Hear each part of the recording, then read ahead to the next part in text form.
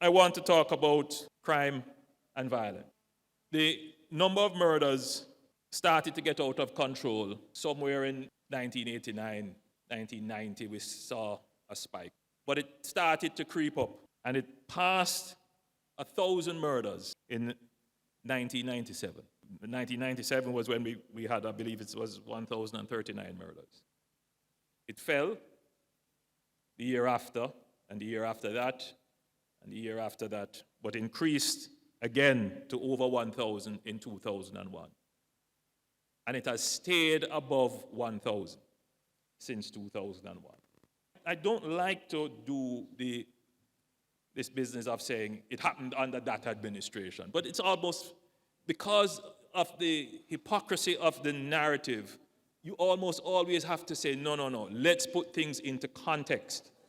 Because the narrative today doesn't connect with the history. We are not happy that murders are at the level they are. But the rise uncontrollably in murders to over 1,000 murders and rising, sometimes you manage to attenuate it every year. And when we have had success in bringing it down for over a year or two, it's when we have used emergency powers and the knock-on effect of emergency powers. Now, one of the reasons why murders got out of control was, yes, we live in a neighborhood that could be considered dangerous in the sense that we are right in the middle of trade routes.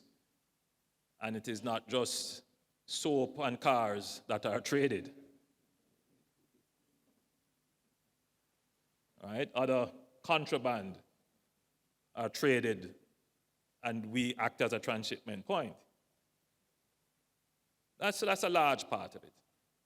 But the bigger problem is that we really did not invest significantly in our security forces.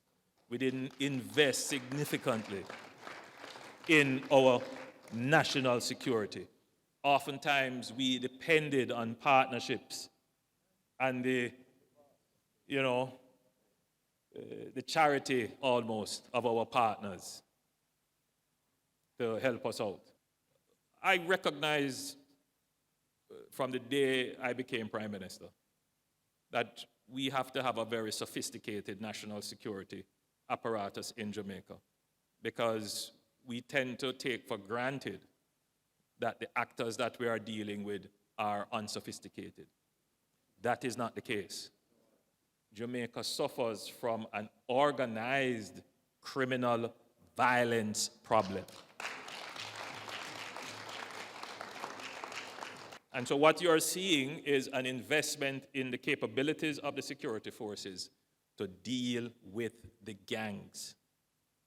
So regardless of all the talk you hear, the work that the security forces do behind the scenes to degrade the capabilities of gangs within the legal framework of our Constitution.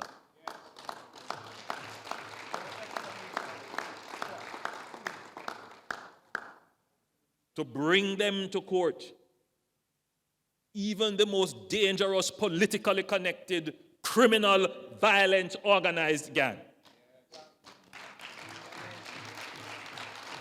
We have brought them before the courts, and we continue to do our work in this regard, and it takes time. So there is almost a kind of unfair expectation that we would be able to switch off today what was switched on in 2001.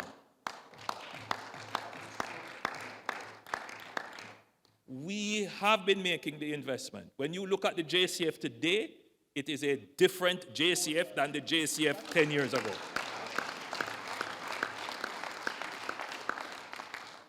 We have been increasing the capabilities and the training and the professionalism. of our police force. And I give you the commitment that we will bring the crime monster under control.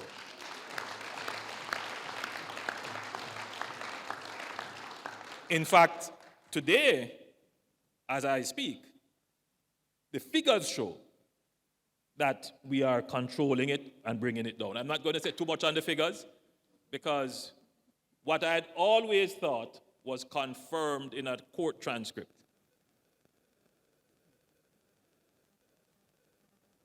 That there are actually those who seek deliberately to raise the figures.